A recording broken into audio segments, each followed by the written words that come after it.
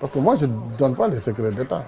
Quand même, ma formation et mon éthique ne me permettent pas de venir dans un plateau de télévision pour raconter des secrets d'État. Je ne le ferai jamais.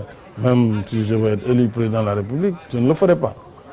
Par contre, ce que je dis là, c'est des vérités dites, des délibérations du Conseil des ministres qui sont publiques.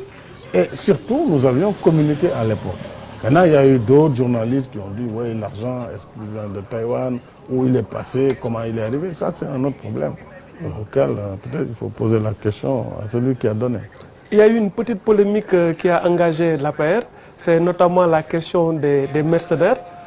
Oui. Vous avez publiquement fait état de la présence de mercenaires en provenance de Côte d'Ivoire. Oui. Notre confrère Walfadjri, c'est des journalistes très perspicaces. Dernièrement, ils ont titré « Où sont les mercenaires ?» On a envie de vous reposer la question. Je ne sais pas à moi de dire où ils sont. Moi, en tant que responsable politique, je suis un homme d'État aussi. Je considère que ma trajectoire politique, administrative et personnelle me prédispose à avoir accès à un certain nombre d'informations.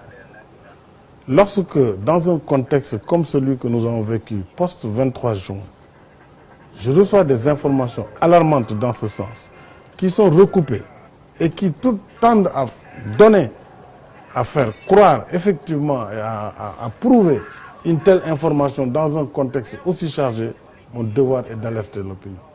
Et j'ai alerté. J'ai pris d'ailleurs que les faits ne me donnent jamais raison. Parce que le jour où les faits me donneront raison, ça voudra dire que le Sénégal aura atteint un niveau de non-retour, un point de non-retour sur cette question-là. Donc c'était un devoir d'alerte. Alors, je sais ce que je dis, ceux qui sont en face savent s'ils ont envisagé ou pas. En tout cas, toujours est-il qu'il y avait un devoir d'alerte qu'il fallait assumer, je l'ai assumé. Donc c'est tout ce que je pense dire. Mais le problème, c'est au-delà, j'ai eu à parler au ministre de l'Intérieur de Côte d'Ivoire, qui m'a appelé d'ailleurs pour me donner des assurances. Je lui ai dit, d'ailleurs, je n'ai jamais accusé le gouvernement ivoirien. Moi, je ne peux pas accuser un gouvernement. D'abord, quand on parle de mercenaires, ça veut dire qu'on n'est pas dans le domaine quand même de l'État. C'est le domaine privé par excellence. Mais donc, voilà ce qui s'est passé. Est-ce que, monsieur le Premier ministre, vous n'avez pas donné alerter très rapidement, sans voir les éléments qu'il faut pour le dire? Parce que le côté du pouvoir, ils ont démenti ces informations en disant qu'ils n'existent pas et personne n'a vu un mercenaire à Dakar. Oui, mais écoutez, il faut dire que vous n'avez pas vu de mercenaires à Dakar. Ce que je peux dire, le pouvoir aussi a nié qu'il n'a jamais fait appel à l'armée française. On a vu la suite du débat. Qui a tort, qui a raison. Bon, chacun y va avec sa vérité. Mon devoir était d'alerter.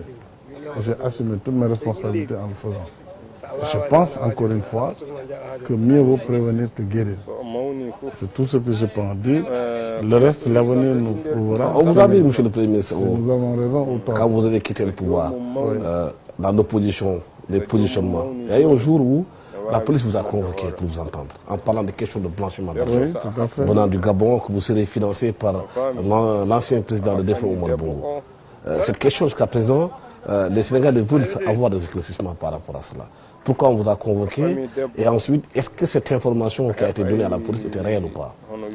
Je crois que si elle était réelle, je ne serais pas sorti librement de la police. Parce qu'à l'époque, rappelez-vous, d'abord ce que le pouvoir voulait, c'était de m'empêcher à l'époque de me rendre aux États-Unis à l'invitation des amis, d'un certain nombre d'amis, dans ce qu'on appelle le National Pride Breakfast, que devait présider le président Barack Obama. Bon, c'était des accusations fausses, parce que je pense qu'après autant de responsabilités dans l'État, si finalement le pouvoir cherche à me coller un motif de blanchiment d'argent avec un chef d'État étranger, c'est grave. D'abord, je dis que moi, j'ai beaucoup de respect pour feu le président Omar Bongo, mais moi je n'ai jamais reçu un franc du président Omar Bongo ou de qui que ce soit au Gabon ou d'ailleurs. En tout cas, c'est très clair. Maintenant, ils ont fomenté. D'ailleurs, la justice vraiment a été très responsable parce que même le procureur n'a pas voulu prendre ce dossier, tellement il était vide et ridicule. Parce qu'on n'a pas parlé que du président Bongo. Ils ont dit que oui, j'aurais reçu ou je devrais recevoir un conteneur en euros. Je dis, j'ai pris vivement qu'il arrive parce que moi j'en ai besoin de ce conteneur en euros. On parle de 17 millions d'euros. C'est absolument ridicule. Donc, mais je pense que ce qu'ils voulaient à l'époque, c'était